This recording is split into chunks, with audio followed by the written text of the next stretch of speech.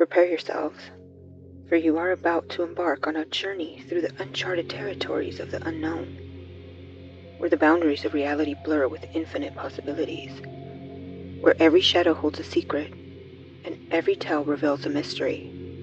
Listen in as we travel beyond the twilight and into midnight.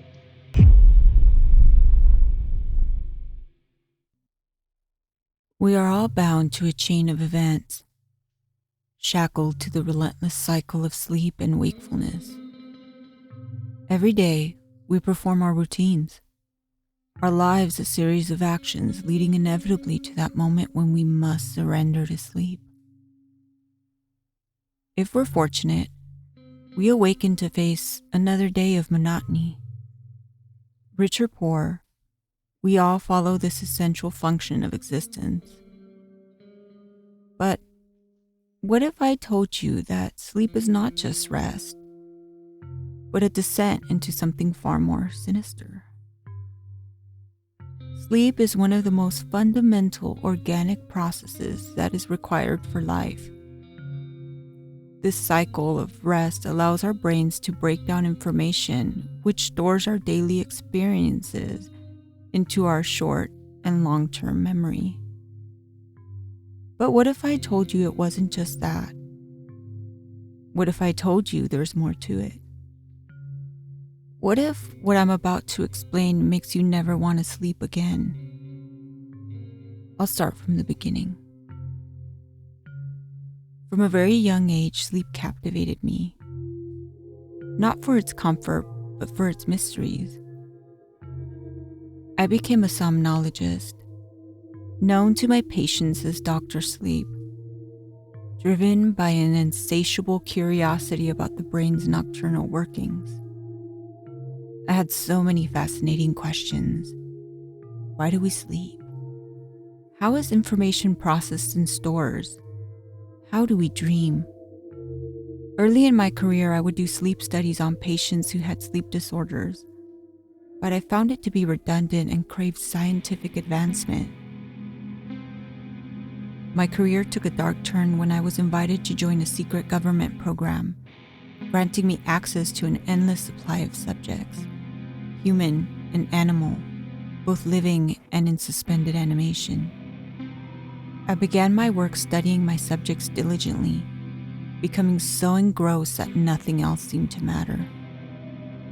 My obsession with sleep studies morphed into an all-consuming endeavor, stripping away my own needs. I lost track of time, my office morphing into a confinement of solitude. Barely sleeping, I felt very disconnected from myself. Shadows began to play tricks on me.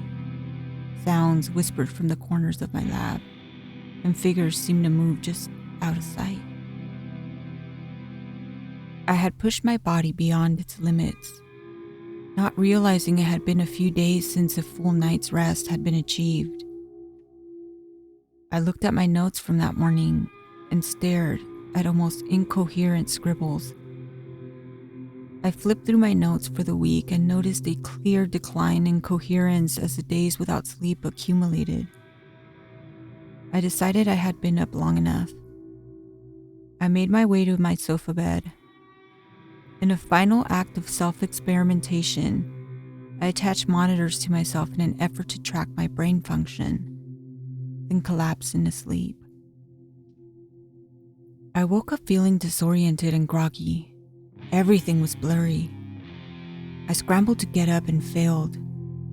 It took me a minute to become acclimated to being awake.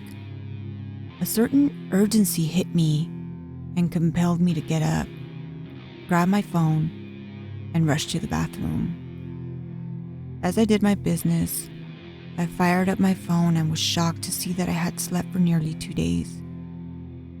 My stomach rumbled as it protested the lack of substance. I showered and headed to the cafeteria.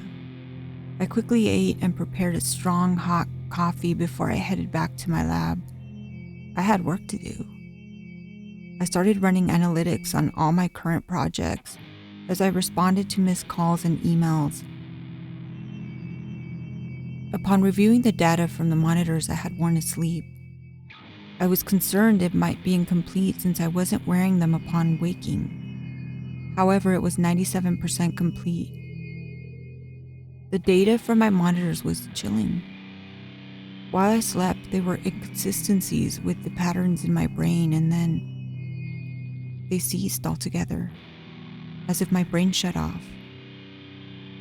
Through this blackout period, my breathing and bodily functions persisted, which is impossible since the brain orchestrates all organ functions. If the brain dies, the body dies, as the organs do not receive the signals to keep the body alive. Yet, my brain flatlined for about 2 minutes and my body continued to function. It was as if, for those moments, I was clinically dead. My brain lacked activity yet sprang back to normal levels as if those 2 minutes never happened.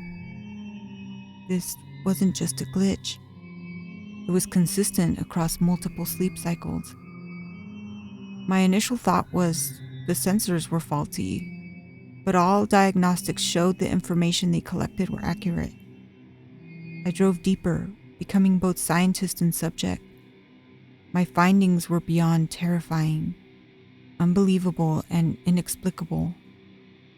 We don't just sleep, we die. Each night, the version of you that falls asleep ceases to exist, replaced by a new iteration, a reboot of consciousness.